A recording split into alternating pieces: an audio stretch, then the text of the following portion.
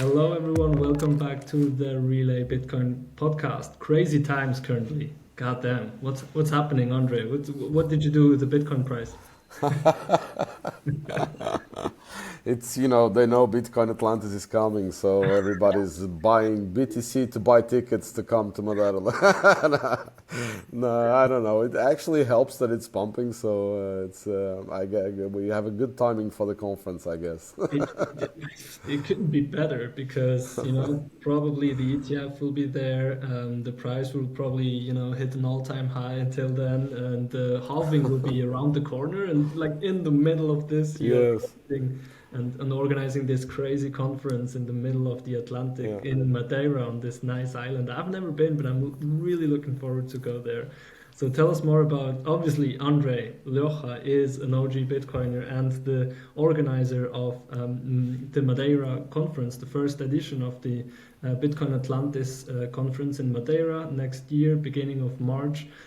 How did this all come about, and what's happening currently? Like, what are you doing? Is this your full-time job now to creating this? Well, it kind of grew into a monster of a conference, so yeah, it kind of took over my life, especially for these last few months, of course. Um, well, how it happened, it's actually, I still pinch myself on how everything unfolded into this reality that I'm dealing with right now. It was short summary, a chain of events that led to this conference. Of course, the conference is just one of the arms of the Free Madeira nonprofit that I founded here in Madeira, with the goal of education and adoption of Bitcoin here. Free Madeira itself has a lot of plans, of course, and it's our yearly work, basically. From Bitcoin touches everything, as you know, so it goes from education to remittances. We're creating a Bitcoin business hub here, trying to attract Bitcoin companies and individuals to the island. We're fostering it's a new concept, but it's a mix of hackathon slash academy project with Gigi and Pablo here in Madeira as well. And we're hoping to attract other projects that we are working with and will unveil soon. So there's a lot of work being done at Free Madeira, either in the beginning or already launched, but still in the beginning of the process, basically. And the conference is organized by Free Madeira. Was just an idea, basically, that I launched to the advisory board that grew out of proportions. It was just, in the beginning, it was just my idea was to just develop a small conference, basically bring the advisory board over, and it would be a way to keep the conversation with the government and some public entities and private stakeholders, carry on the education further. But then, because of the advisory board, some big names started confirming. So who is this advisory board? Who is in Well, the there's many people on the advisory board. Jeff Booth, sorry, Troy Cross, Larry Leopard, Greg, Gigi, Pablo, Max Illebrand, Samson. There's many people. Knut Salo? Daniel, Knut. There's so many That's that right. I forget half of it. Huge And names, all the big names in Europe all and beyond. In the all the big names. We are very fortunate that they are helping with this since the beginning. And because of them, we started having a lot of confirmations from other big speakers, like especially the big names like Jack Dorsey and Michael Saylor and Jack Mallers and so on. Michael Uh, Taylor is coming in person. yes, Wow. yes. And suddenly, I had to realize that it basically stopped being this smallish conference that I was planning to do. And as everything in my life, I decided, well, if we're doing this, let's do it well. Let's aim Go big. big or go home. Go big or go home. Let's put Madeira on the map once and for all. Let's go for this. Let's do an amazing week in Madeira. And so we did, and we started working on it. And now we have this conference in a stadium with many good people involved, people that are helping directly with the conference and that are going to have spaces within the conference for themselves, like BTC sessions. We'll have a workshop area. Ben Arc will be responsible for the LNbits, MakerBits hackerspace. Fractal Encrypt is helping with the art gallery. We have Scott and Mallory from Shamory working on the kids area, and a bunch of others. And please forgive me all the others that I leave out, because so many people are helping. But we have Martel Fox responsible for the pitch day organization.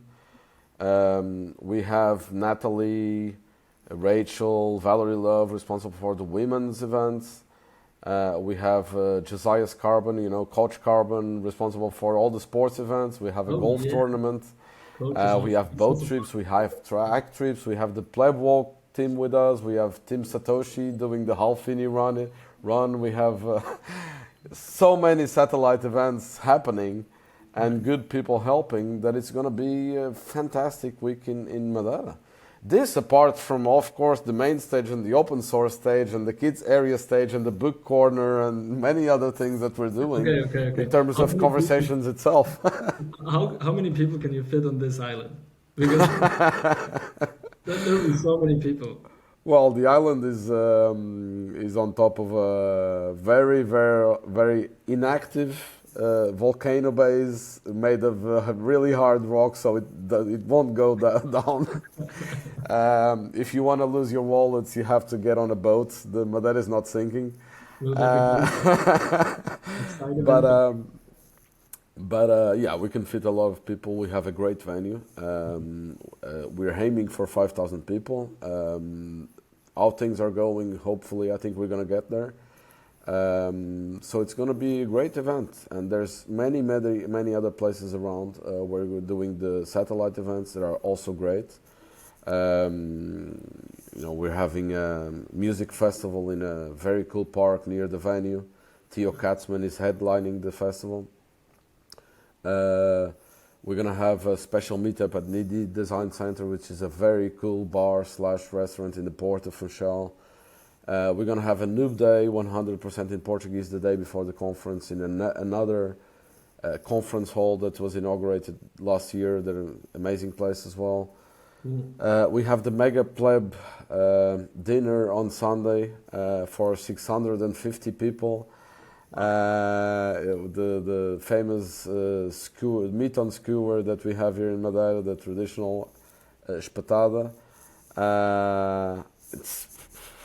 I'm leaving stuff out, but it's many things are happening. Person to organize this, because you're born and raised and you lived your whole life in Madeira, right? So you know basically all the good places, you know all the people, you even know the politicians, and that's how it all evolved as well, right? Because you basically wanted to orange pill the people and also the government, and you kind of got even the president of Madeira on board for this whole. You orange pilled him, so you got him on board for Bitcoin, and then also for this Free Madeiran, for this big conference, and you convinced him that it can be a very good thing for him and his people in Madeira as a country, right? Yes. It all happened because of that as well. The president was very open to the idea from the beginning, which was very helpful. I want to make sure people understand that we are an independent non-profit, so we are not government entity, not at all. Of course, we appreciate the support, and the president does support our venture. It was important from the start, since he accepted to go to the Miami conference last year, when he announced Madeira was supporting Bitcoin. And this is, he's not fully orange-pilled, but he understands that Bitcoin is different from the rest, and that there's a big stack of new people. Because Madeira was especially after COVID, a lot of nomads and remote workers chose Madeira to live. So we saw this movement, and they saw that these people was they were working with these new technologies, where they were supporting this, and it's part of his overall strategy to diversify the Madeira economy a bit out of tourism exclusively. I think COVID was an eye opener there as well, I guess, and he feels that in the new digital world, Madeira is finally will have some advantages instead of the natural disadvantages that it had in the past, being an island in the middle of the Atlantic. But now in a very connected digital world, we do have advantages. We are very, very amazing quality of life. Digital infrastructure here is top notch, and physical as well. Madeira is a very good place to live. We have everything, very cosmopolitan place, not that big, and a very good place to be a test net. So to introduce new technologies, test them out, and that way with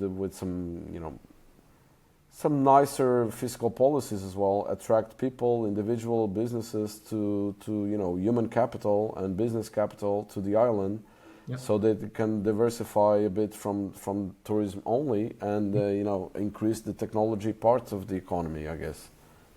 Totally. So these were the name of the president's Miguel Felipe Machado de Albuquerque. Am I pronouncing this right? Yeah, he's a great guy, and I think he really, as you said, like he's a very good politician, and he's also he's thinking entrepreneurial. So he really wants to bring Madeira to the next level, and wants to create wealth and prosperity on the island for people. And he has a very technology neutral approach. So it's not that he's like super like Bitcoin maxi or whatever. But he just sees Bitcoin as an instrument to create more economic freedom and activity on the island, right? And absolutely, and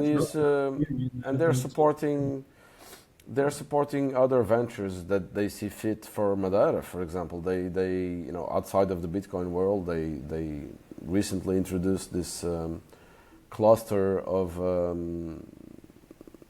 basically a startup incubator for sea-related technologies, because we are in an island, so we have a lot of sea around us, and so it's attracting sea startups to that cluster.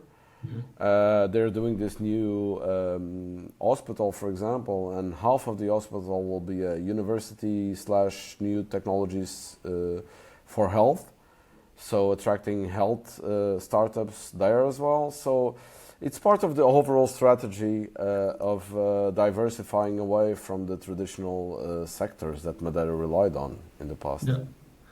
Why is it a good place? You said there's great digital infrastructure, and I've heard that there's a very, very good internet connection there, for example. Or what are the factors that make it good for freelancers, digital nomads, but also startups and Bitcoin companies to settle in Madeira? It's our exclusive service for private clients, family offices, and small and medium-sized companies looking to buy or sell large amounts of Bitcoin. As a Relai private client, you have a full team focusing on your needs. A dedicated account manager guides you every step of the way. You also get personalized 24/7 support and gain access to exclusive reports and industry insights created by Relai. If that sounds like something you or somebody you know should check out, click the link in the description or head over to relai.app/private. Well, depending on what you do exactly, on what the startups do, you have different factors that may interest you, I guess, in terms of taxation, because even the normal regime is already more favorable than the mainland, for example. There's a tax differential to the mainland. But there's other cases where you can even it can be even more favorable for if you're a technology company, for example, and you export a lot, so your clients are out of Madeira for the most part. You can incorporate at the tax-free zone, for example. you'll have to comply with other requirements. But if you do have a lot of profits, for example, it may be interesting because the corporate tax rate is quite low on the 5%. So there are other advantages, fiscal advantages, and also it's just the human advantages as well. I guess I was talking about digital infrastructure because we are very well connected. We have so the data cables all go through Madeira, and the ones that cross the Atlantic Ocean. So we have very high internet speeds all over, and very good also 5G coverage all over the island and stuff like that. But also the human factor. So the quality of life here is amazing. So and I think businesses more and more relate to that for the human capital that they have in their own businesses. People want to have a good mix of private life and business life, and here in Madeira, I think you can get it all basically. Yeah. We have good schools for our kids. Life is safe and easy, and access to the nature all around us, from mountain to sea. It's a great place for sports-oriented people. So it's a great place to live overall, while still being cosmopolitan. We are very touristic. We get people from all over the world, so you don't feel like you're in just this rural, calm area. You have plenty to do in Funchal, the main capital. Good restaurants, good food, and good cultural life as well. So it's a good mix. It's a good place to live, basically. Absolutely, and the weather is always good. Apparently, it's always between 20 and 30 degrees Celsius. The island of eternal spring, as they call it. Yeah, eternal spring. What else would you want? Right now in Switzerland, it's miserable. It's 0 degrees. It's gray. There's no snow, but there's rain sometimes, and it's just I haven't seen the sun for a week. Yeah, Switzerland is beautiful, but there's the weather thing is hard now. Just now, I'm looking at the window. It's sunny outside. The sea is very nice. Actually, the sea temperature right now is 22 degrees. You go swimming, it's amazing. And well, for us it's cold. We are just already, but it's certainly not now. When we have, it's actually curious because we are so badly accustomed to the to low temperatures that we already say that it's cold outside, but it's I don't know, the air temperature must be around 21 right now, and the sea temperature is actually higher. It's 22. Yeah. And when you see the tourists coming over this time of the year, we are already with our light jackets. But you see the English and the German, they are on their shorts and t-shirts because it's summer for them, Hell yeah, come to Switzerland and then you will appreciate 20 degrees and sun. Yeah. That's so nice. Can I recommend an event, a side event, surfing? Have you done is anything planned with surfing? Because I know Joe Hall is surfing. I'm a passionate surfer, not a very good one, but a passionate one. You're a surfer as well. Yeah, we should definitely do something like that. Yeah. We were considering doing it already. I actually reached out to some of the people. I didn't know you were a surfer. I never imagined a guy living in Switzerland was a surfer. Sorry. Well, fair point. No, but I started surfing in 2015 in Australia, and ever since, at least once or twice a year, I go surfing somewhere. I was just in Costa Rica surfing. We'll have to do something. Over the world, and I would love to go surfing in Madeira, because in Europe there's not a lot of places. It's France and Spain and Portugal, so obviously the Atlantic coast, and then Madeira is one of the few places where you can surf. Yeah. Madeira is actually considered the Hawaii of Europe in terms of surf. There's surf all around the island, some smaller waves to big waves. Actually, there's the place very well known for the big waves. The big wave surfers come here to practice during winter. Oh, wow.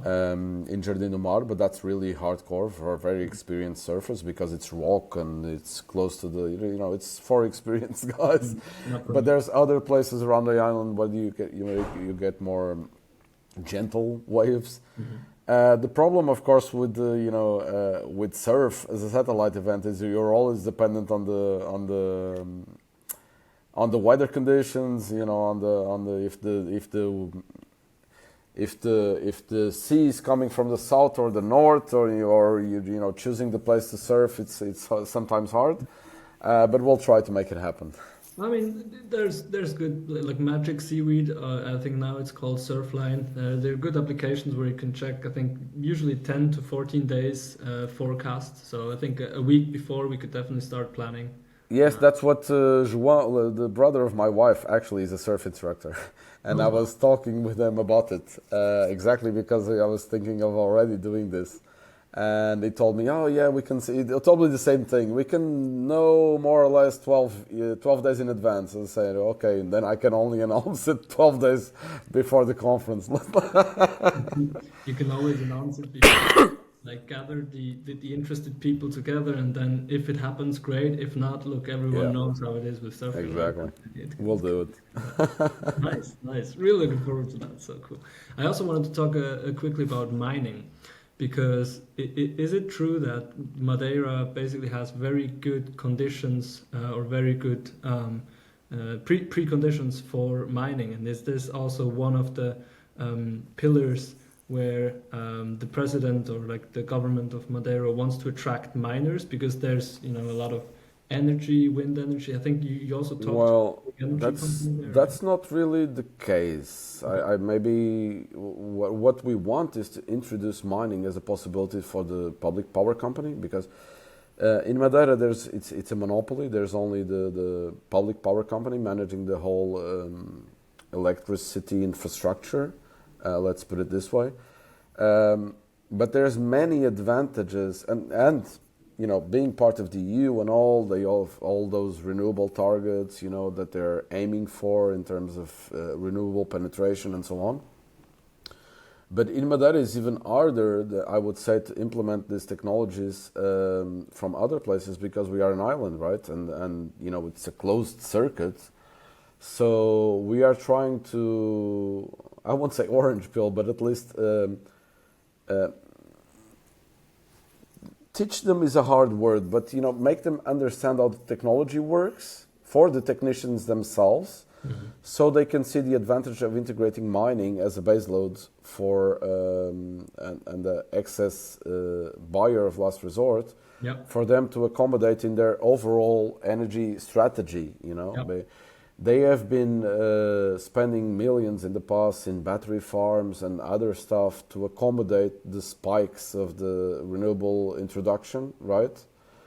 But the reality is it's hard. And when you see the numbers, we still rely on imported fuel with all the damages that that has, besides importing fuel from the outside. We're still consuming with all the the environment problems that causes to the island as well,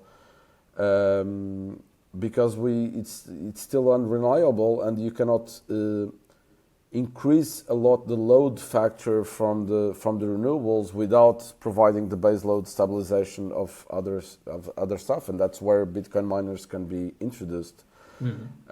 There's also another project that I'm working on I'm trying to put off the ground with Mark Morton from Skilling Mining. We're working the numbers on a possible biomass project. So a lot of the biomass from the wine production, the cane production, so the remains of the agriculture are still wasted nowadays.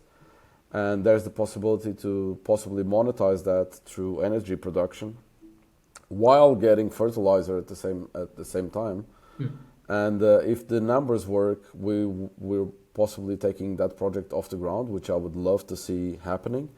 And this would not only help the energy grid of Madeira, but also reduce the imports of fuel again on the other side. So it would be amazing to see stuff like this happening in Madeira, and because of Bitcoin, And you do get a lot of natural sustainable energy, right? With mainly wind, or also water energy, or what is the main energy mix? Yes, but we are we don't have a lot of water energy. What we do is, again, because of the high frequency of the renewable factor of production within the wind and solar, they had to create projects like the water battery. So they created this big lagoon that basically works as a battery. You know, they keep the water there, but when they need the electricity, they send the water down, right?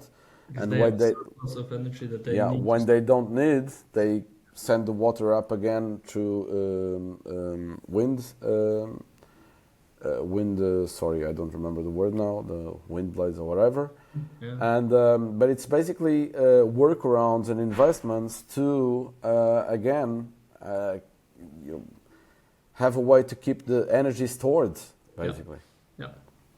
And that could be done with just mining Bitcoin. You can monetize Exactly. the energy. And Exactly. it's even better, right? Then somehow, because you will lose a lot of energy if you try to store it somehow with some strange workarounds. Why not? Unfortunately, the conversation has been changing lately, as you know. Even the mainstream media now, international, is changing a lot on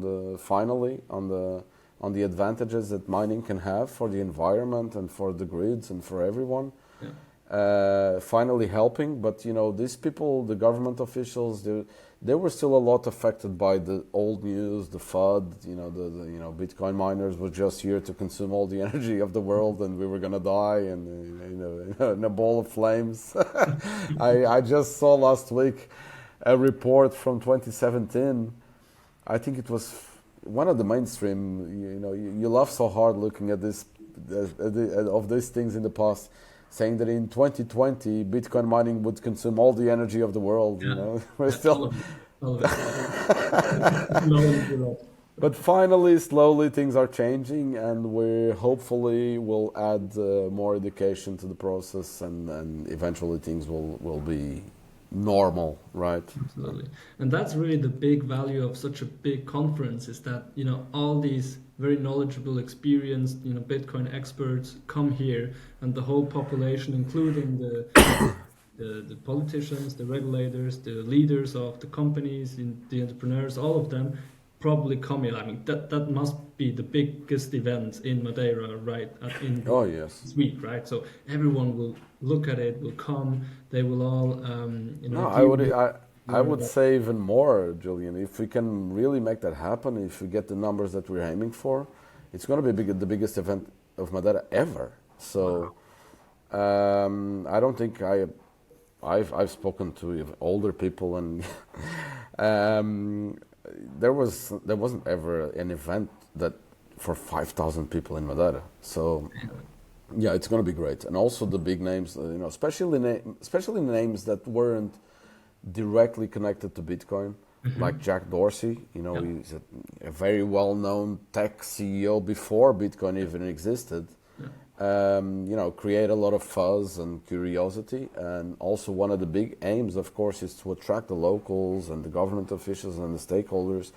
One of the goals is exactly that, you know, pre-coiners, no-coiners, come and learn. Because it's a major opportunity to increase the local adoption and understanding of the technology. Absolutely. I mean, everyone will look at it, right? It's gonna attract so much attention, and that's why it's so good. I think, you know, every country should have one like big event like this. Obviously, it cannot be as big, but you know, these conferences are a reason for people to deal with Bitcoin, to learn more about Bitcoin, and that's exactly how you said before. Education is so crucial, and it just takes a lot of time.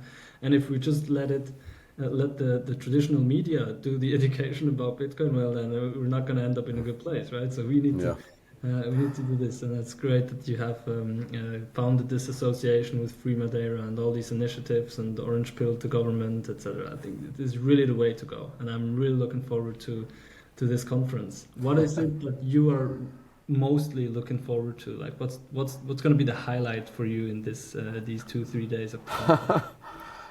It's hard.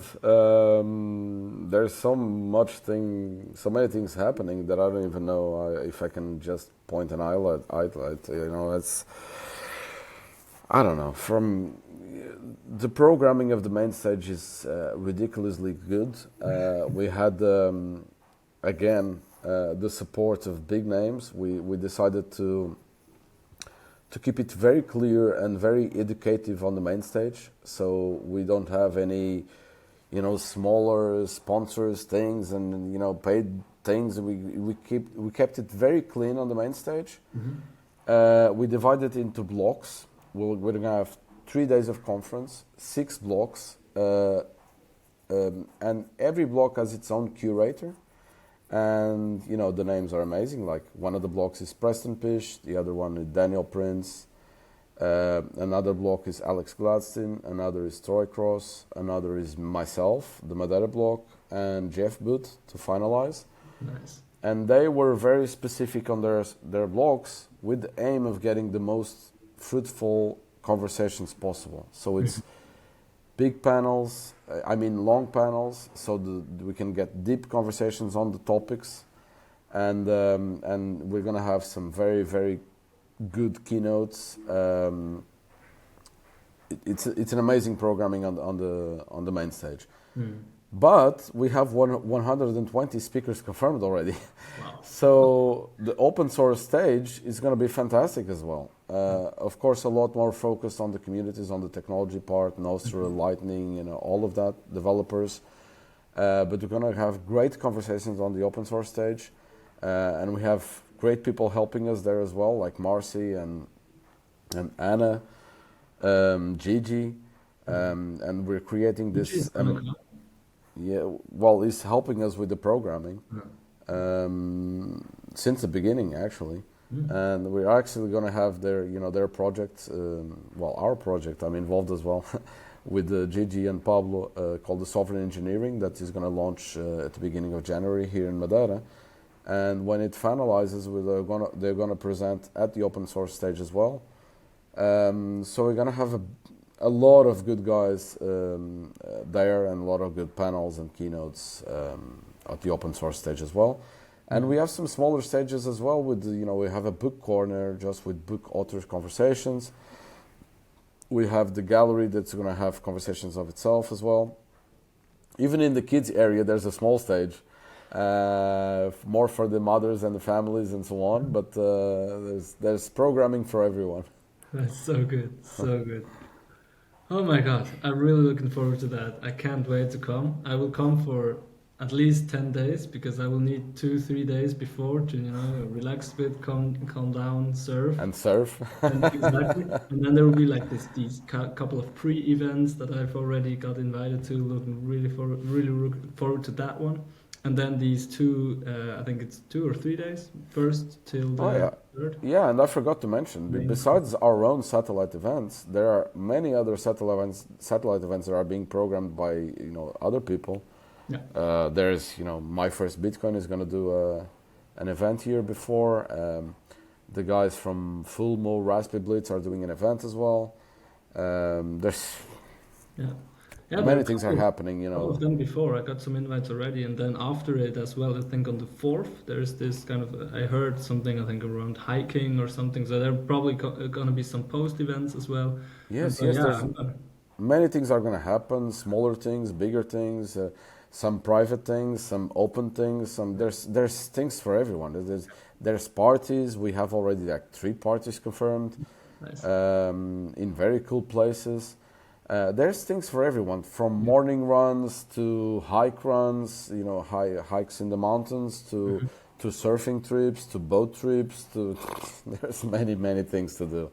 I think the problem with most people will have is that they won't be able to join every one of them. They'll have to be selective. Absolutely, and also maybe not everyone tickets. I mean, 5,000 sounds like a lot, but if like the whole Bitcoin world, especially in the bull market, a lot of new coiners as well want to come there, and 5,000 already seems like a small size. So you should get everyone out there should get their tickets. Absolutely, yes.